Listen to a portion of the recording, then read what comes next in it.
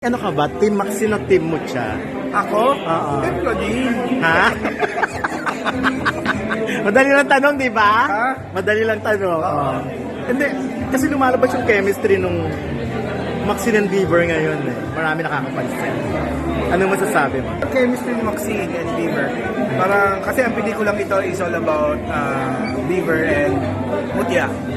Pero while editing it, ang lakas ng Maxine and Bieber. Okay. So, para sa team namin yun. So, tignan natin sa team sa mga manonood talaga.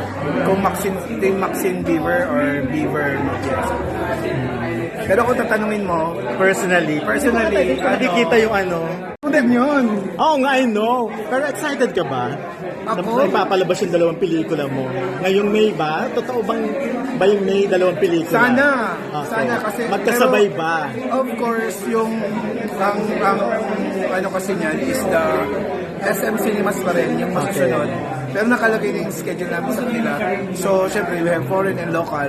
Parang few locals lang yata may mapalabas nila. Sana makasama kami dun sa May para, di ba, makagawa ng mga bagong pelikula pa, tapos mapanood na ng mga audience natin yung mga pelikula na gawa. Pero ano to, kailangan ipa-preview ba sa SM tong movie? Para sure na mapapalabas sa kanila? Or hindi naman? Hindi naman, wala namang ganon. Usually, the schedule of SM Cinemas are already in place na a year ahead na. Okay. So, hindi ka pwedeng parang katapos ng pelikula kakatok ka sa kanila tapos ito na ipalabas mo na. Talagang naka-schedule ka. So, marami ring film players ngayon. Kaya nga maganda kasi, di ba after pandemic, ayaw na nilang gumawa ng pelikula. Ngayon hindi.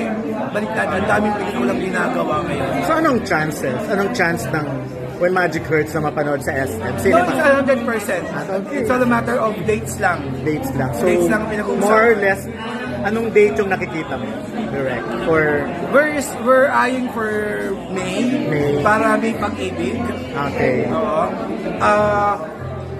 Yung June naman namin, siguro yun ang pinakang list. Kasi, di ba late naman yung pasukan ngayon. So, yung June kasi in August is vacation eh. So, feeling ko pwede tayo yun. Pero direct anong feeling na ikaw maglo-launch ng Love Team ni Bieber and Mucha and with Maxine na rin? Sobrang swerte ko. Medyo malaking obligation ba, responsibility on your part? Yes, oh yes. Kasi kilala naman natin kung paano pasikat sila direct when nalapas ang mga Yes. magagaling, binibining Joyce. Sobrang daming mga director na mga galing sikat, ng mga magpa-blossom ng love pangalan. Mapabilang ka doon na possible magpa-bloom ng pangalan, karangalan na. But of course, gawin natin yung best. Yan na, Rico yan and Claudine Barreto.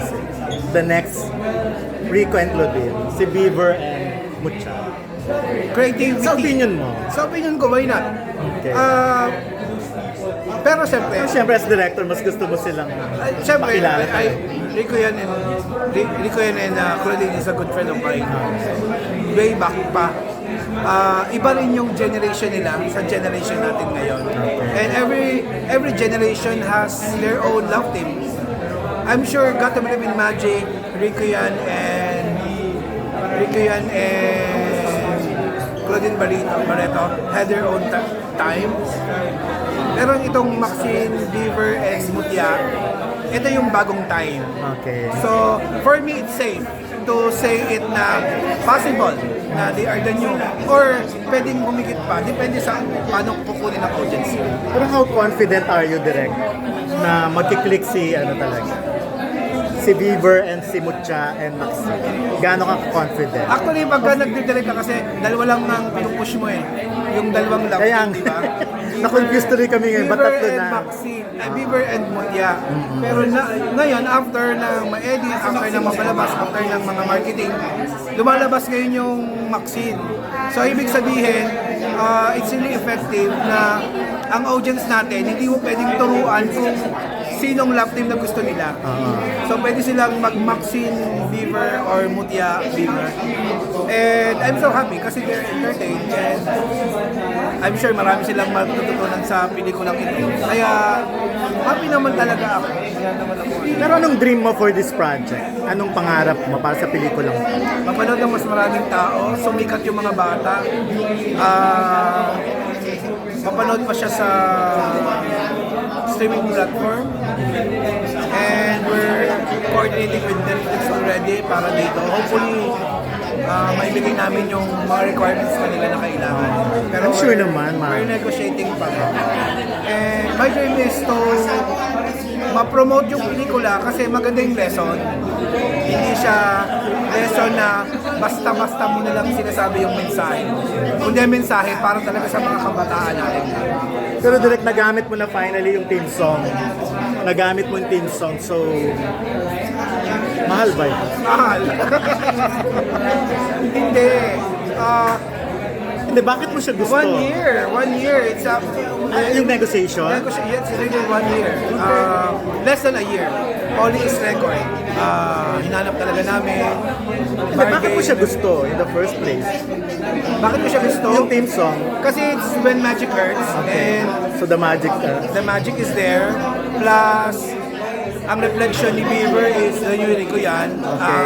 Reflection para sa akin ni Mutya is, yung actingan is Claudine ang datingan. Then Claudine is umuo din dito. part ng film. Kaya sabi ko, hindi lang basta pinilit yung kanta, talagang yung song is para dito. And of course, yun naman talagang lahat ng pelikula ko is kailangan may song na Na matatanda. kahit short film pa lang yan, kailangan may song na agad na Nasunod ka ba dun sa version? Nasunod ka sa version ito? Kasi narinig ko kanina medyo ang hirap nung kanta. sabi ko kasi dapat Mahiwalay. tunog bata, tunog ngayon. Tunog ngayon. Pang ngayon. Pero damdamin yung Captured pa rin yung feelings pero bago. Oo, kaya marami rin namang nag-try na makantahin at mga sikat. So, Polly Is and I handpicked Cedric Why, yun nga, who chose Cedric ikaw? kasi soulical yung boses niya. Ikaw ang pumili first. No, they gave me the artist, kung sino-sino yung artist nila.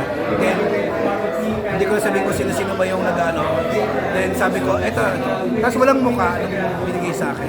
Talaga. So, nung narinig mo ngayon yung version, Tapos walang music yun, basta lang vocal. Sabi ko ito, kasi soulical yun.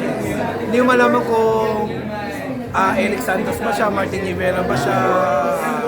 It's a mixed feeling.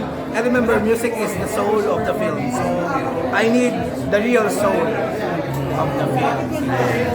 last na pa-invite na lang direct. Kung may show, kung may play date na. Basta May. Unang-una, salamat po sa inyo lahat. Of course, we still have the first premiere. Yun yung premiere sa SM Cabanatuan. Oo. We're having lot of cinemas in Cabanatuan. Of course, kasama ko lahat ng cast and lahat ng crew. Nasa Cabanatuan kami lahat. I-merge namin yung Norte kasi walang singers sa ato pa. So, doon sila magbababaan. Then Baguio. Then from that, magbababaan. So, that's why we have 6 cinemas on Cabanatuan.